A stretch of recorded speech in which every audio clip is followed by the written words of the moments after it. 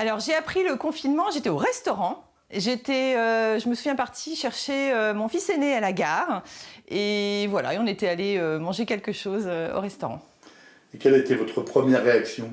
L'étonnement. Voilà, on n'y croit pas en fait, on se demande ce qui se passe. Qu'est-ce que vous avez fait? Eh bien, on a terminé notre dîner.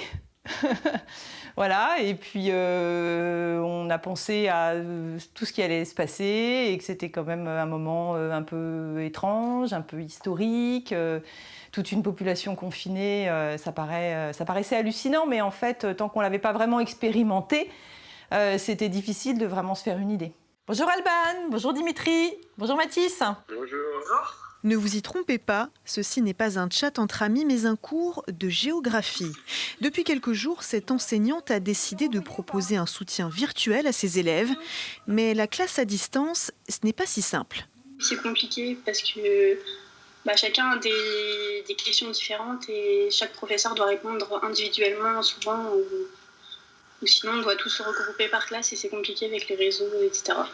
De l'autre côté de l'écran, la professeure a dû rapidement trouver des canaux d'échange avec ses quelques 160 élèves. C'est la quantité de travail. C'est ça dont je me souviendrai le plus. La charge de travail absolument énorme, le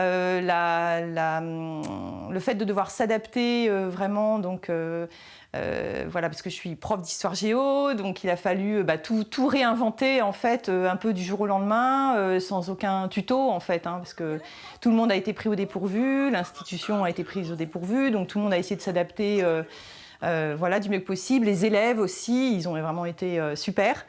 J'ai eu la chance d'avoir des élèves très très coopératifs.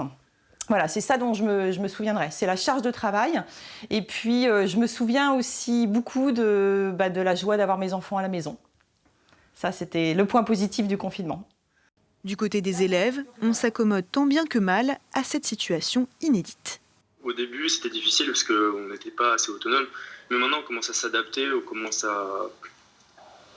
à bien s'intégrer dans le confinement, dans comment faire son travail tout seul. Je pense qu'on a la chance d'avoir une classe où on s'entend bien et donc on peut partager, on s'aide entre nous. Quand il n'y a pas les profs, il y a quelqu'un qui connaît les réponses, qui peut nous aider. Là, j'ai cette année 2 classes de seconde et dans ces classes de seconde, en fait, ce sont des élèves qui, l'année dernière, ont eu leur confinement pendant leur année de 3e. Donc, ce sont des élèves qui, à partir du mois de mars, n'ont plus de cours en présentiel, donc qui ont dû gérer leur orientation, leur choix d'orientation pour aller dans quel lycée, soit professionnel, soit général et technologique, à distance. Ils ont aussi pas passé le brevet des collèges.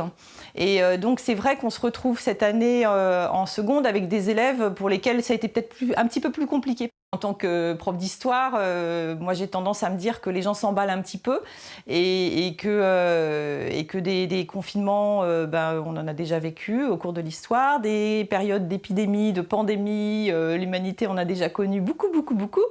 Moi je travaille plus spécifiquement sur le 19e siècle. Au 19e siècle, il y a eu des grandes vagues de choléra. Ça nous remet de toute façon face à la réalité de la vie, qui est que nous allons tous mourir. Voilà, et ça questionne. Ça, c'est évident que je pense que d'un point de vue philosophique, mais je ne suis absolument pas philosophe, il est vrai que ça re-questionne sur ce fait de, on ne peut pas échapper à la mort de toute façon.